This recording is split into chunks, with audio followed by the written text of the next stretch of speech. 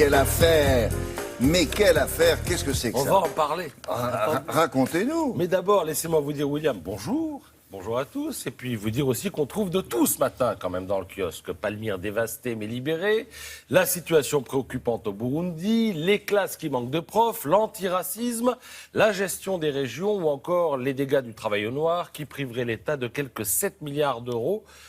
On ne peut pas dire qu'on n'ait donc pas le choix ce matin. Alors, puisqu'on a le choix, on n'a qu'à en faire. Il semble que deux sujets soient partis pour nous occuper pendant un petit moment. La fraude fiscale, avec le potentiel scandale des comptes bancaires offshore dont le monde se fait l'écho. Et, d'ailleurs, on va commencer par ça, le mouvement Nuit debout qui, depuis plusieurs jours, conduit des indignés à investir l'espace public dans la foulée de la contestation contre la loi travail. Alors, qui sont-ils ?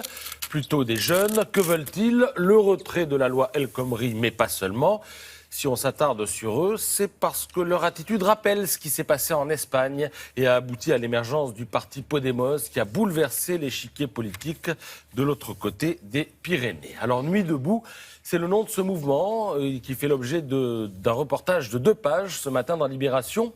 On perçoit à la lumière de certains discours que les sympathisants de ce mouvement rêvent d'un autre modèle de société. Comment vivre en communauté et sans argent ? Quid d'une vraie désobéissance civile ? Voilà, parmi d'autres, le genre de questions qui les préoccupent et les fait se retrouver chaque soir dans plusieurs villes de France. Alors à Paris, ça se passe place de la République et pour l'instant, dans le calme, un jeune homme propose que des cahiers de doléances soient installés à la sortie des métros. Chaque prise de parole est suivie d'un vote. On secoue les mains pour approuver. On croise les bras quand on est contre, racontent les reporters de Libération qui ont passé 4 jours de suite sur place. 4 jours, mais après. C'était hier le dernier jour d'occupation autorisée de la place de la République. Ils étaient 1 millier et beaucoup avaient l'intention de prolonger les choses. On verra donc ce soir si ce mouvement essaime, grossit ou au contraire fait flop.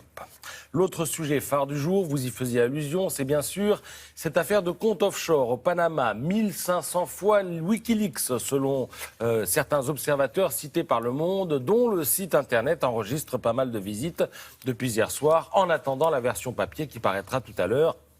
En début d'après-midi, alors au cœur de l'enquête, 11 500 000 fichiers provenant des archives d'un cabinet panaméen spécialiste de la domiciliation des sociétés offshore.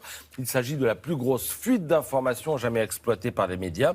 On y constate que parmi les personnes recensées se trouvent 12 chefs d'État ou de gouvernement, dont 6 en activité, et 128 dirigeants politiques et hauts fonctionnaires. Des noms ?